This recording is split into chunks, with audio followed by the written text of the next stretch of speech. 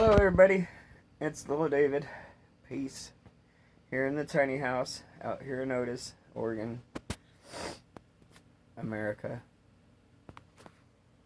Well, we survived. My doggy Whiskey here. This tank magically survived. That I have my neon tetras and my peaceful one.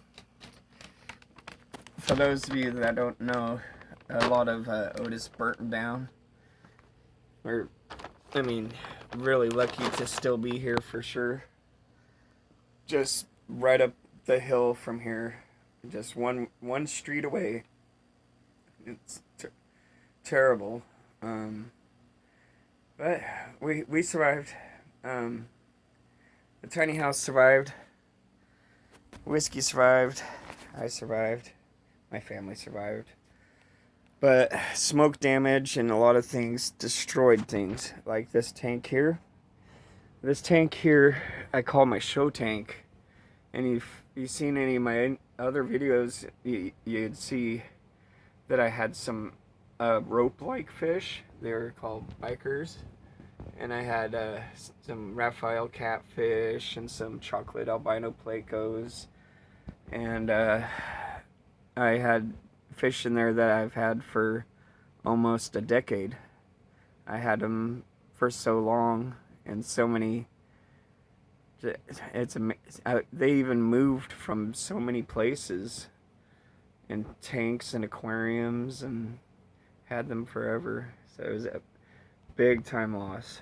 Now the tank was shut off. I had to clean it up, clean it out. It was pretty depressing. I had to talk to my therapist about it. I really loved, I don't know if you knew, my bikers, they're Flotsam and Jetsam. I called them aliens and stuff.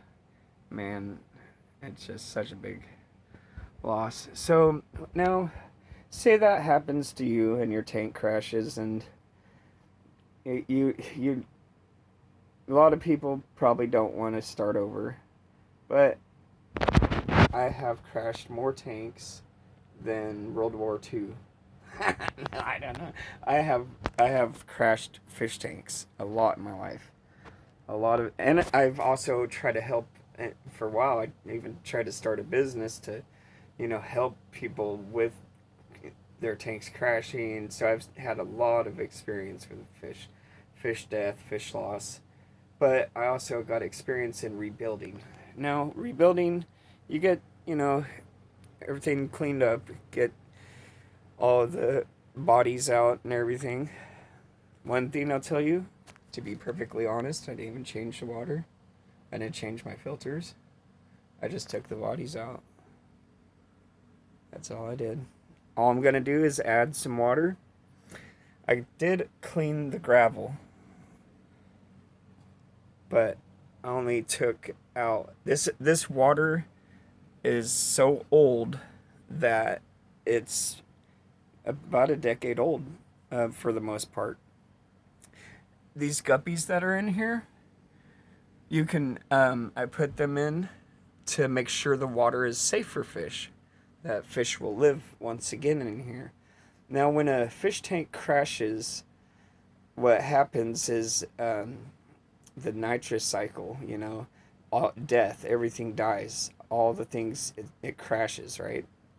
Then the water turns white and cloudy, and nothing, it stinks, all that stuff, Now what you got to do is wait for that to go away. You don't take all the water out. You don't put a bunch of water in. You don't freak out. Stress is one of the number one leading causes to fish death. They live and die with stress. So what I did here is I got, all the bodies out, waited till the tank cleared up, and I put these guppies that have been living in here for half a week or so, I don't know, for a while, and I'm gonna rebuild, and that's the truth. Very lazy, easy way of doing it. Now, I don't suggest that, but um, yeah, I'll talk about all that stuff some other time. Anyways, my dubia roaches have overpopulated, even though the house, windows were open, so it was filled with soot and smoke in here. But I even got so many of these guys, dubia roaches, in here. Get a shot of one. These guys live through everything, that I'm gonna donate them to a local pet store. And so yeah, they live through it as well. These are my 2 colony tanks of them. So the point of this video is I haven't made one in a while. I've been very depressed. I've seen multiple counselors, therapists. Had to do a lot of, downtime. But I got to tell you, it feels good to build up. It felt good to call the pet store and say, hey, I have extra roaches. Do you guys want them? Sure, And it felt good to redo my tank and see the fish are thriving. So don't give up on your passion, and clean up and rebuild. And it just takes people a little bit longer, but just step by step, and it gets easier as it goes, and the rewards are great. Love you guys. Stay safe.